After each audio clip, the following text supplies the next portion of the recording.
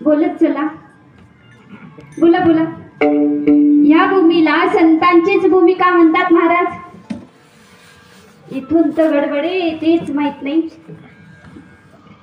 जेवायला खूप आहे हो, पण डायबेटीस आहे, गडबड आहे. बरोबर ना?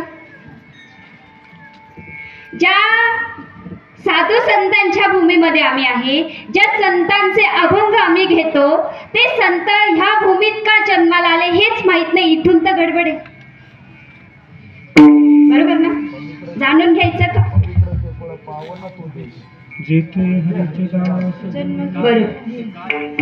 पण आता आज हे मला असं वाटतं सोनेवाडीमध्ये सांगण्याची गरज आहे की ह्या भूमीला संतांची भूमिका म्हणतात. कारण तुम्ही जर इकडे द्वारकेला गेले, द्वारकेला, तर तिथे असं लिहितात, वाचतात की देवभूमीमध्ये तुमचं स्वागत आहे. बरोबर ना? देवभूमीमध्ये. अयोध्येला गेले तर राम जन्मभूमीमध्ये तुमचं स्वागत आहे असेच बोर्ड पाहायला मिळतात. पण महाराष्ट्रामध्ये ज्या भूमीला संतांची भूमी म्हणतात तिथे आपल्याला कुठेच असं पाहायला मिळत नाही. आळंदीला जा, पंढरपूरला जा, देहूला जा, कुठेच असं पाहायला मिळत नाही की संतांच्या भूमीमध्ये तुमचं स्वागत आहे. बरोबर ना? शोकांतिका आहे ना आपल्या महाराष्ट्राची.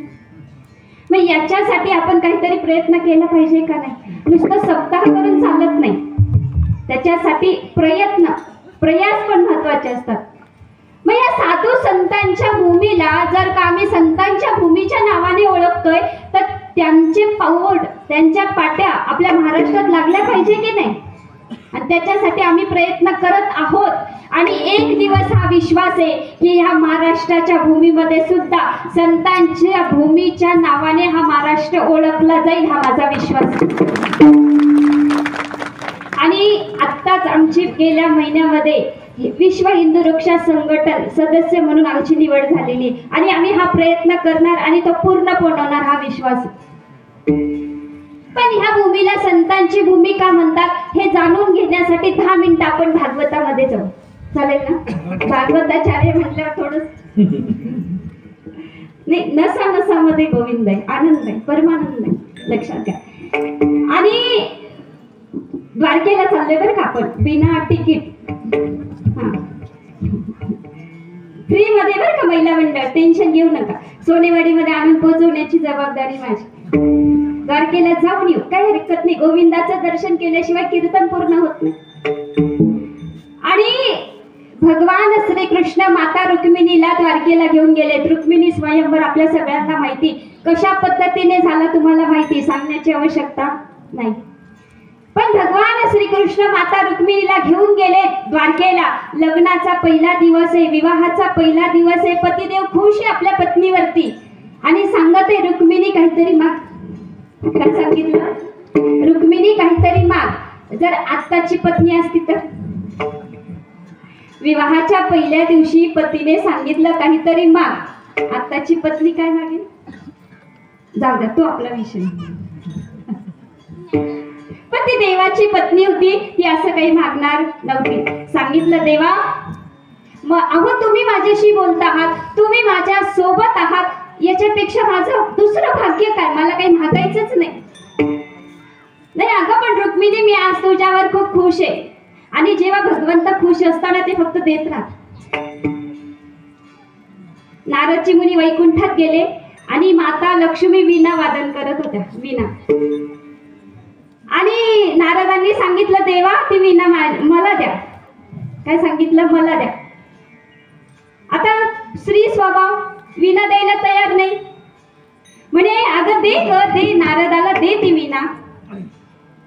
म्हणे देवा आता ही वीणा तुम्हीच मला दिली गिफ्ट म्हणून, आणि आता हीच वीणा मी नारदाला कशी देऊ? स्त्री स्वभाव, बरोबर ना? पण त्यांनी सांगितलं अगं लक्ष्मी, मी आज इतका खुश आहे ना, नारदाने फक्त वीणाच मागितली, तुला मागितलं असतं तर तुला पण देऊ दिला.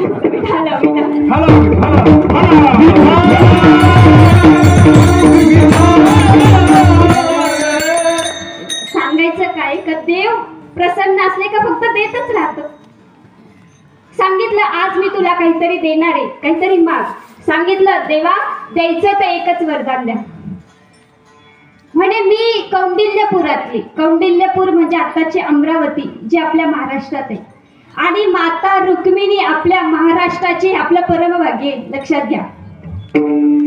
तिचं आजोळ आहे, तिचं माहेर आहे महाराष्ट्र. आणि सांगितलं तेव्हा मी अशा परिस्थितीत विवाह करून आले की मी तर माझ्या माहेरी जाऊ शकत नाही. आणि स्त्री स्वभावे माहेर सगळ्यांना आवडतं, पण मी माहेरी जाऊ शकत नाही.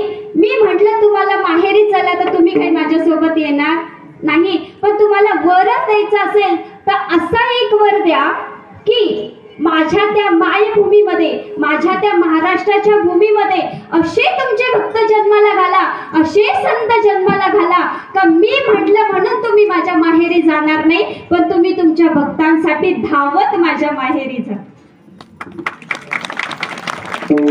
आणि तेव्हा द्वापार युगामध्ये माता रुक्मिणीने आपल्या माहेरच्यांसाठी मागून घेतलेले हे वरदान आहे. आणि तेव्हा भगवंताने माता रुक्मिणीला दिलेलं हे वरदान आजपर्यंत पाळलेले, म्हणून फक्त महाराष्ट्रात आणि महाराष्ट्रातच संत जन्माला येतात. विठ्ठल